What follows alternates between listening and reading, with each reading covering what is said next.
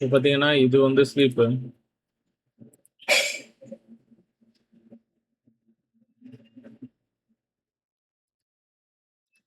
இது பிரேக்கு. இது sweep, brake.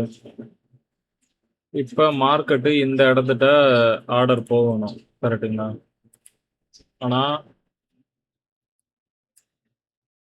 ESG-JPYல order கிடையாது. ஏன் ஆர்டர் கிடையாது அப்படின்னா,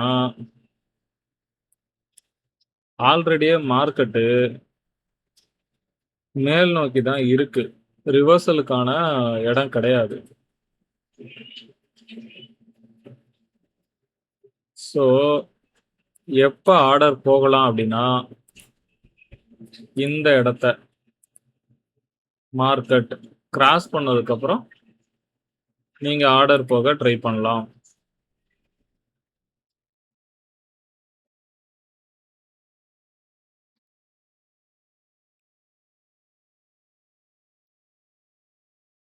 இப்போ எய்தர் மார்க்கெட் இங்க போய் விழலாம்.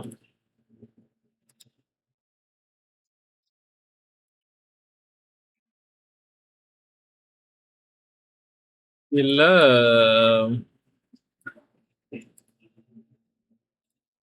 எப்படி விழுந்தாலும் சரி. இத பிரேக் பண்ணா தான் நீங்க ஆர்டர் போணும். ஸோ அதுவரை ஆர்டர் போகக்கூடாது. ஸோ ESG-JPY பொறுத்தளவு இந்த வீக்ல நோ லிமிட் ஆர்டர்ஸ். ஓகேவா? ஸோ இதுல ஆர்டர் கிடையாது. No limit orders. ப்ரீவியஸான ESG-JPYல நம்ம ஆர்டர் போய் தான் ப்ராஃபிட் பார்த்தோம்.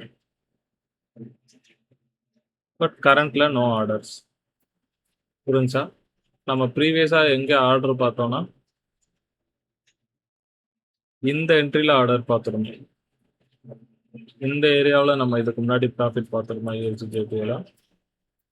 எனிவே ESG-JPYல எந்த ஆர்டருமே கிடையாது. No limit orders. ஒன்லி இத பிரேக் பண்ணாதான் ஆர்டர்ஸ். அதுவரை யாரும் ஆர்டர் போகக்கூடாது. அதை பார்த்துக்கணும். ஓகே. Anyway thank you.